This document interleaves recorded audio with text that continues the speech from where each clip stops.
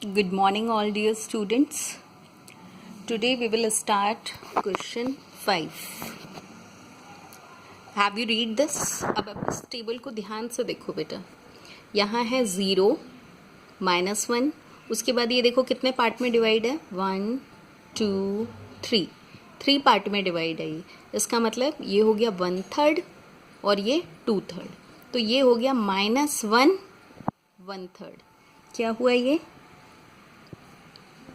It is -1 1/3 and it is -1 2/3. Okay, -1 1/3 -1 2/3. अब यहाँ आ जाओ आप. ये देखो यहाँ तक 1 2 ये तो होल नंबर है ना. उसके बाद p कहाँ पे है? देखो 2 और 3 के बीच में है, यानी 2 से बड़ा है. 2 के बाद ये 1/3 है और 2 के बाद ये 2/3 है. तो यानी हो गया 2 1/3 और 2 2/3. Is it? समझ आया आपको? अब आप देखो इसको आंसर को. ये देखो आप इसको ऐसे भी छोड़ सकते हैं या फिर आपको इसको इम्प्रॉपर में चेंज कर सकते हैं. 3 1 ज़ा 3 और 2 5. तो ये हो गया -5/3. 3 1 ज़ा 3 और 1 4 और ये 4/3. ठीक है. 0 के लेफ्ट साइड में नंबर नेगेटिव होते हैं और राइट साइड में पॉजिटिव होते हैं. सिमिलरली 3 2 ज़ा 6 और 1 7/3. 3 2 ज़ा 6 और 2 8. ये हो गया 8/3. Okay. Now see the next question.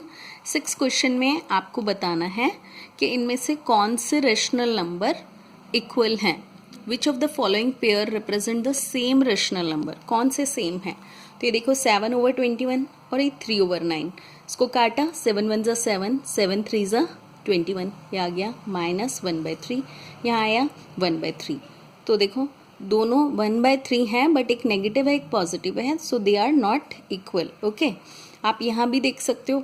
ये काटने की भी ज़रूरत नहीं है. अगर एक नंबर नेगेटिव है एक पॉजिटिव है तो वो कभी इक्वल हो ही नहीं सकते. यानी वो नंबर लाइन पे अपोजिट डायरेक्शन में है तो दे कांट बी इक्वल.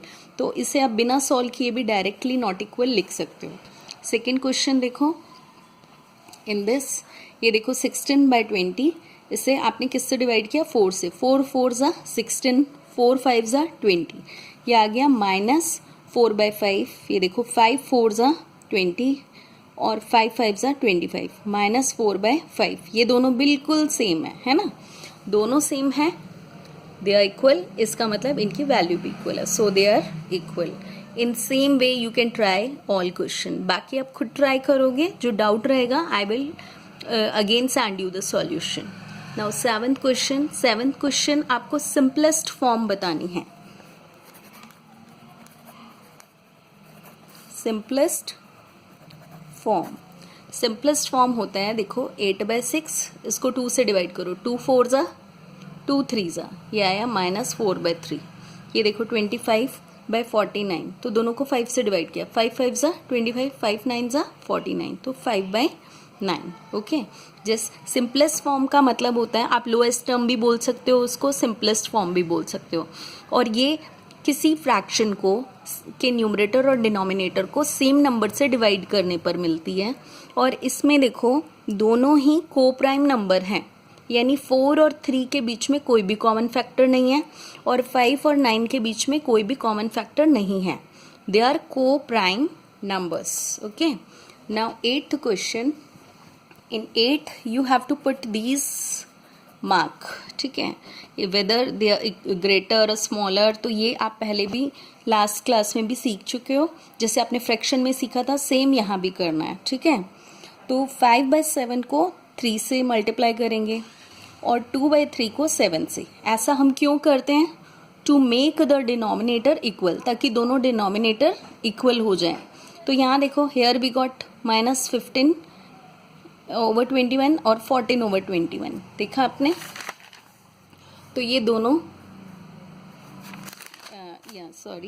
ये देखो यहाँ पे एक पॉजिटिव है और एक नेगेटिव है, तो हमेशा पॉजिटिव नंबर बड़ा होता है, तो इसका मतलब 2/3 ग्रेटर है। तो अब ध्यान से देखिए, इसमें हम ये वाला ऑपरेशन किए बिना भी इसको डायरेक्ट बता सकते थे कि पॉजिटिव नंबर हमेशा बड़ा होता है। फर्स्ट क्वेश्चन आप डायरेक्ट भी कर सकते थे और you can do in that way.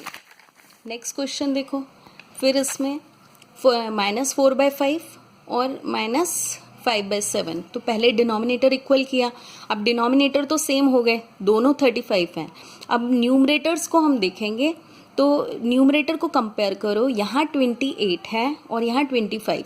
वैसे तो 28 बड़ा है, 25 छोटा है, बट नेगेटिव नंबर्स में जो बड़ा होता है वो छोटा होता है। ये इंटीजर में आपने सीखा है ना, नेगेटिव नंबर जो ग्रेटर नंबर है वो छोटा नंबर है।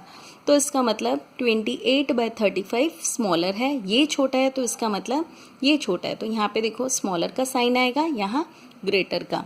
Okay, now try 9th question yourself.